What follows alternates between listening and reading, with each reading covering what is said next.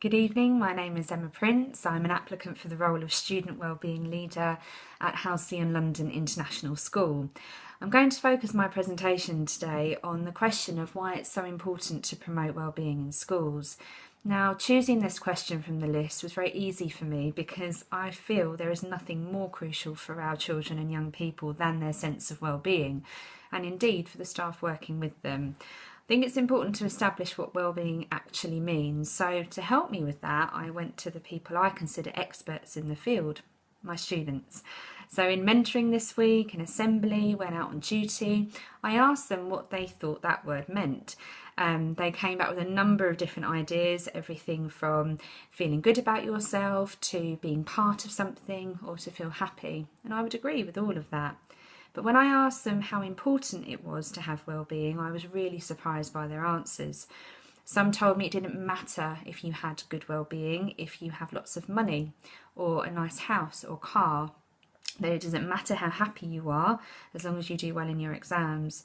Now, I was really horrified that some of my students felt this way, and it reinforced my feeling that not only should we be focusing on supporting our students to develop their sense of well-being, but that we need to educate them on how it develops and why it is so crucial. My own interpretation of well-being is not just about happiness. Actually, it's about that sense of inner peace, feeling and being well in all aspects of our lives, from our relationships, our mindset, our physical health, the way we interact in the world. Throughout years of working with children, young people and their families, I've seen how all different components of a child's life interplay and contribute to their development and their frame of mind. And the power that socio-cultural factors can have, their ability to completely strip a child of their well-being, and more often than not, it's completely out of that child's control. I feel that we have to respond to that. We as adults know how a turn of events, a particular experience or challenge can be incredibly difficult to cope with, and that's us as fully grown human beings. For children and young people, I feel it's even more so. We all remember the trials and tribulations of growing up and discovering who we are, and how the smallest thing can sometimes place the biggest seed of self-doubt. So why prioritise wellbeing in schools? Well, I would argue that without it we have very little. How can a child have that growth mindset, that belief in their capacity, acknowledge and nurture their strengths to become fulfilled human beings if they don't have a strong sense of well-being? We ultimately want our young people to be strong, capable and excited about their lives and their futures and to carve their path, but we need to empower them to understand that their well-being comes from within and how important it is. It's not something that can be given to them, but rather something together we can support them to develop.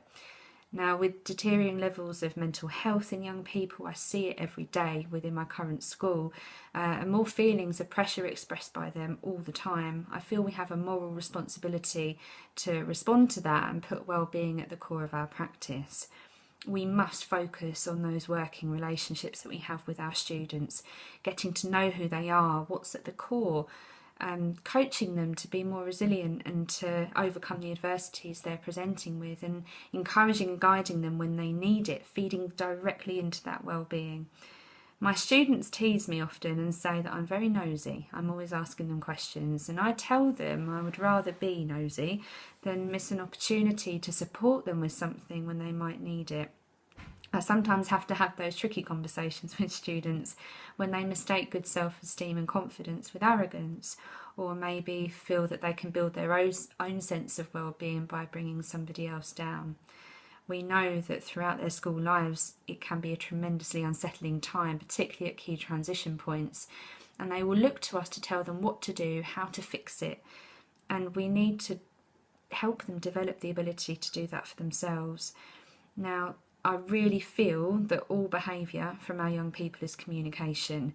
Now, and if you show me a child that's withdrawn or defiant or disengaged, I would bet money that actually it's linked to their well-being in some way, and there will be a reason behind it. And as educators, we're not simply there to teach the facts and figures, but rather model empathy and consideration to each other and to our students to build them up and promote and encourage their well-being. I watched a TED talk recently with a lady named Rita Pearson who says every child needs a champion. I completely agree with her. We very often are the people who will spot where a child is uneasy or has something on their mind, or perhaps needs someone to listen, and that's where we have an opportunity to transform a student whose well-being is fading.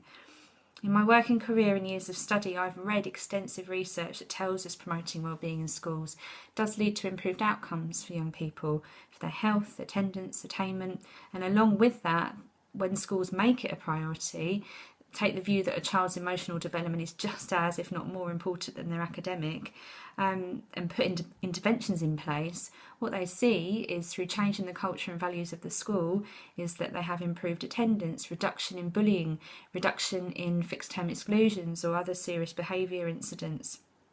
In a world that's so fast paced and technology driven, we have to promote that, of course, but we have to respond to it by ensuring that we're protecting children's well-being, and we keep that at the forefront of our minds.